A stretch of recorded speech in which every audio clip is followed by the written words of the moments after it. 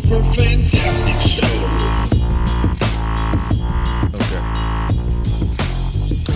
Hey, what's up, folks? This is B More. As you know, this week, October 26th, in Columbia, South Carolina, an event that took the internet by storm was a video that we saw from a classroom showing a school sheriff, or I guess a resource officer who's a branch officer of the sheriff in a school in Columbia, South Carolina, was compelled to, responded to a situation in the classroom that he felt the necessary course of action was to physically remove the young lady from her chair. Now, I guess that would be all right if you hear the description, but if you haven't seen the video looks more like something from World Wrestling Entertainment. He appeared to kind of loop his arm around her leg and flip her backwards onto her head while in the chair, and then roll her and drag her through the classroom while other students and the teacher stood and watched. It was a tough watch for sure as a parent, and just as a concerned citizen. And then also, I imagine for my guest, Dr. Maurice Dolberry, who was a friend of the show, who is a PhD in multicultural education, to see kind of the happenings in a classroom. And welcome to the show. Good to have you back, sir. Appreciate it. So, Mo, what did you see when you watched the video? So there's a lot to it, right? There's the actual actions of what happened. We see a girl, a child sitting in a chair, and I say that purposefully, a child sitting in a chair, mm-hmm. and then a man snatching her out of this chair, forcefully dragging her across the ground, putting his knee on her back and putting her arms, pulling her arms forcefully towards him while his knee is on her back. And of course, the context is that this is someone who is in a uniform. The man is someone who's in a uniform. And I guess maybe that, there's no maybe to it. For too many of us, the fact that the man is in the uniform somehow makes it okay what he's done. But I want to boil it down to that we see a child get snatched out of a chair, a child who is offering absolutely no resistance beforehand, who hasn't done anything threatening. She's not carrying any weapon. Violently snatched out of a chair. The bigger context, it's in a classroom, and she's sitting at a desk inside of a school. So another thing that I see is this real contrast between a law enforcement officer on one hand, mm-hmm. and a classroom on the other, right? Now, just to give further context for folks who haven't seen it, what we come to understand, the event precipitating that event was the young lady was asked to relinquish her cell phone by the teacher. And I guess this went up what we would consider the proper channels. So he asked her to relinquish her cell phone. She wouldn't do it. She was being disruptive in class, according to the reports. The math teacher then called the office and had someone from the office come down, and she wouldn't relinquish it. And then that went up the chain to bring in the resource officer in. So just want to make sure folks have context for kind of what happened so we can be on the same page and go from there. Right.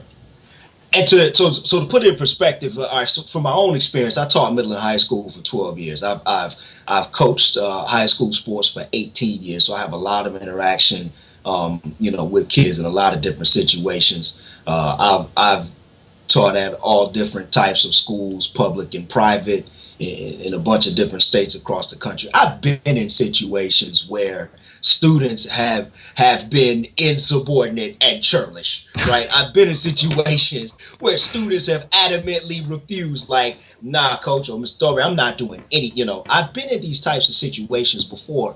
And the way that a school resource officer works, I'm gonna put this in a context, right? So we're gonna get a school resource, like for those of you who watch The Wire, right? School resource officers like muscle, right? So they call a school resource officer. It's one of those titles that doesn't fit. It's somebody who comes in and crack heads when they need to. Mm. One of the bigger contextual things that's happening here is when you have a school that has a resource officer in it, right, there's a lot of different things that occur. One is you are, and there's this concept we talk about, the school to prison pipeline, right? You create an environment in which the school now has aspects of it that are prison-like. In education, we talk about this thing called a hidden curriculum, right? The hidden curriculum is what you teach in your educational environment, but that's not necessarily spelled out in your curriculum. So, for example, the hidden curriculum that occurs at a school that has a police officer inside of it, or that has metal detectors at the doors, is that this place is also a prison, right? This place is also a correctional facility. Mm-hmm. And we have all of the aspects, or some of the aspects, to this is part of school to prison pipeline, right? We say we have these aspects here to groom you, to groom these students so that they may make their transition from school to prison, right? If you go to other schools, there are places where they more affluent areas, in particular classes, schools where their students are predominantly white. They would adamantly refuse to have metal detectors and school resource officers in them because they say our kids don't need to be treated like criminals, right? Okay. So there's a context that within the idea of a school to prison pipeline and a hidden curriculum, what happens when you have these types of people in the school. Second thing is that way too often teachers will rely upon the school resource officer to take on aspects of classroom management, right? So it goes from goes 0 to 100. They go from 0 to 100. I'm having a problem with this student. I can't take it today. Bam, I'm pushing the security button. I'm calling the school resource officer. I'm not going to engage with the child, in any sort of empathetic manner or sympathetic manner. I just need this child out of here. I'm calling the police. Right. So what was the failure in the situation you saw in the video, and we all saw in the video, where we have, let's say we create a situation where we have a student who is being disruptive in class, whether she was or she wasn't, disruptive in class, and the environment is such that it's an educational environment, and there are other students in the class who are sent by their parents as well to a learning environment. When you have a student who's in a situation that escalates to be confrontational with the teacher, what should have happened, and what was the failure in this circumstance? Well, I think let's couch it in these terms. One, and this is something that we've said often, right? The systems are not failing; they're acting completely and wholly in the ways in which they were designed. So this system is acting, this school to prison pipeline. What we see in this video is a microcosm of it. So I would offer that what you see is how the school to prison pipeline works successfully, right? Within that context, then there's some areas of feedback. There's some areas that I would have questions for people as a researcher. Like if I was, interacting with the people in the classroom and find out what's going on. Let's start here. Mm-hmm. First, what has the teacher done in order to engage or interact with the student? You're in a classroom with the student 160, 170 days of a year, right? This isn't the first time that the student has had interactions with that child. And it may or may not be the first time that she, displayed this type of behavior. But you, as a teacher, your job in that situation, you're developing rapport, right? So the teacher needs to know the student, needs to know what's happening with the student, needs to be able to, to get into the mind of the student. There's so many levels before we say, okay, we have come to the point now where we need to engage in law. We need to engage law enforcement. So here's an example, right? What would I have done in that situation? I would have attempted to figure out what the problem was, because students want authority. They want discipline in a classroom, and that discipline doesn't mean something harsh that happens to them that's punitive. It means they want to know that there's order, right? And teachers provide that. And no matter what students say, they absolutely do want it. So what is it that's causing her to want disorder in the classroom? Why is she seeking out this negative attention? Let me challenge you just on that for 1 second and say, let's, for the sake of time, say you're the teacher and you're 2 months into the new school year, and this is your problem, one of your problem child. So the student has consistently displayed disrespect and disruptive behavior in the class. This is not day 1. This is day 60, and go from there. How does that change the equation? Well, I mean, let's put it in its proper context. It's October. School started in August, right? So we're 2.5 months in. Right. You know what I mean? So maybe she is a consistent behavior problem. Maybe she isn't. I don't know. But we're still not at the point. I mean, I've been at my wits' end with kids. Without question, there have been kids in my classroom I looked at like, man, what the hell is wrong? Like, I want to hop over this desk right now. But I would never put my hands on a child, and I wouldn't call someone in to put hands, and start some physical confrontation, right? So what would I do? Let's say she just adamantly refuses. I would say to the students in the class, and I would speak so that she understood that I was talking to her as well. I would say, hey, listen, she is not going to engage today, right? If she's being disruptive, I would say, you know what, class? Here's what we're going to do.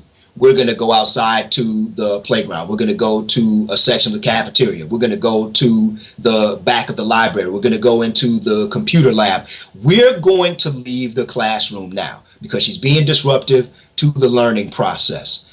There's nothing I can do right now.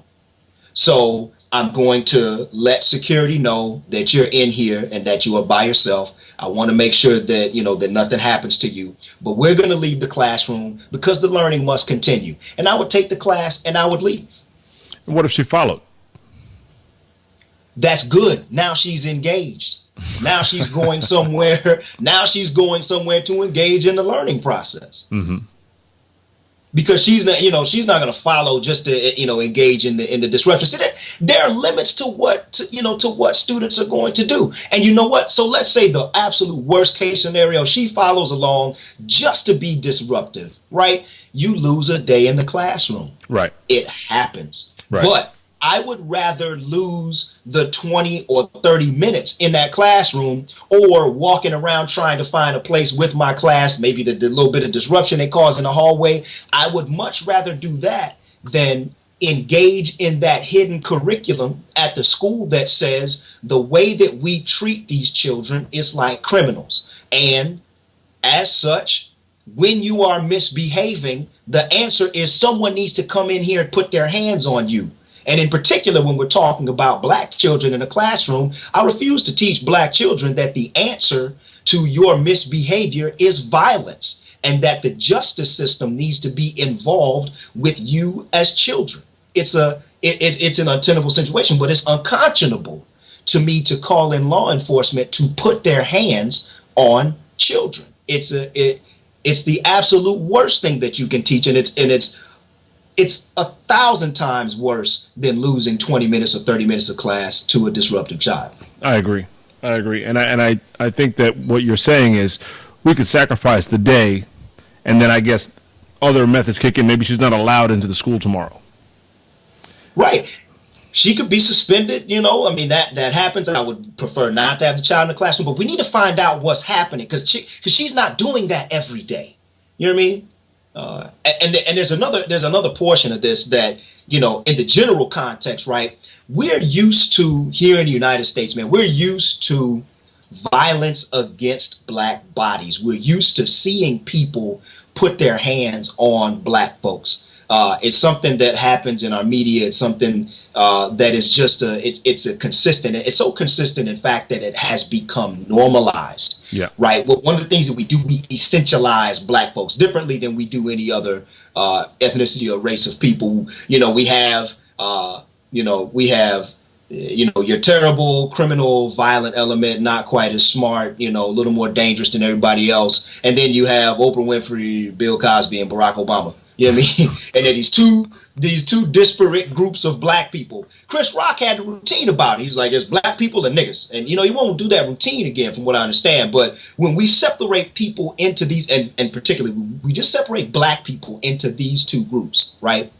And what it does is for the ones who are not behaving respectably, for the ones who are not behaving properly, whatever those things mean, right? It subjects them to the type of state-sponsored violence that you see in this classroom. And it makes everyone who's watching it, who's mad at this little girl for not engaging in the educational process, everyone who is angry with her and wants to put their hands on her and wants to, you know, smack the hell out of her, it is cathartic for them and for us to see this police officer manhandle her because they want to give her the ass kicking that she deserves, right? Because this is what we do to niggers. We need to beat these black people into submission, and it's normalized for us. And so it takes away her humanity. It takes away her childhood. So it sounds like the failure is, you know, we all want to say, or not all of us, those of us who think the officer was in the wrong, we want to point the finger at the officer. And those of us who think that the little girl was wrong, we want to point the finger at her, and the problem stops there in all of our heads. But it sounds like it's a much broader, deeper failure in place. And you're not even saying it's a failure. You're saying it's a system that's designed to work as it is, and it goes into state design, state level, maybe, you know, state level education. Yeah, it's a flaw in, and I've read research, for example, where police officers that are interviewed and shown pictures have they consistently guess the ages of African American children in particular to be higher than they actually are, right? So, for example, when Tamir Rice was shot to death by police officers in Cleveland, Ohio, you know, you can hear the call in after they shoot him. The officer reports and says, "Yeah, we got a male suspect down. I think he's about 20." Tamir Rice was 12, right? And that is an example of how that plays out at its worst when it's mortal. But what it does is, how does it relate to this video? You look at this, what should be us looking at a little girl having violence inflicted upon her by a grown man. It takes away her childhood, and it says, here's a violent, angry nigger, and she needs to be responded to with violence and anger, and this is normal, and this is regular, and this is the ultimate way with which she should be dealt. Right. So where do we go from here as citizens? What do we as individual citizens do to work to correct the problem? On a much smaller scale, so let me start with the educational aspect. It takes those of us who are engaged in understanding how teachers interact with children, and who conduct this kind of research and can do these types of facilitate these types of interactions to say, okay, what's happening specifically here at Spring Valley High School? How are our teachers interacting with students in positive ways and negative ways? And let's analyze what we're doing here at our high school. What are we doing in terms of discipline that is preventative rather than punitive? How are we incentivizing behaviors amongst our students that we want, as opposed to how often we are engaging in punishment for acts, for types of behavior that we don't want, and then we begin to look at that not just within a classroom, but then department wide and school wide, and then we put the greater context of understanding why we do these things, and the greater contexts are the school to prison pipeline, and we have to challenge teachers and educators and law enforcement officers to consistently ask ourselves, what are we doing that contributes to this pipeline, right? What are the things in which we are engaging that cause us to feed children into a prison system? And then in even greater context, how are we losing the humanity and the childhood of these black students that are in schools? What are the systemic factors that push us to disregard this child's right to not have her physical body violated, right? What is it that causes us to turn off that sense of empathy, right? And that's a bigger, much more existential question, right? But and how you address that is a real challenge, but specifically within, classrooms and schools and law enforcement agencies, it is something that we can address and that we have to begin addressing. Otherwise, incidents like this can and will continue to occur.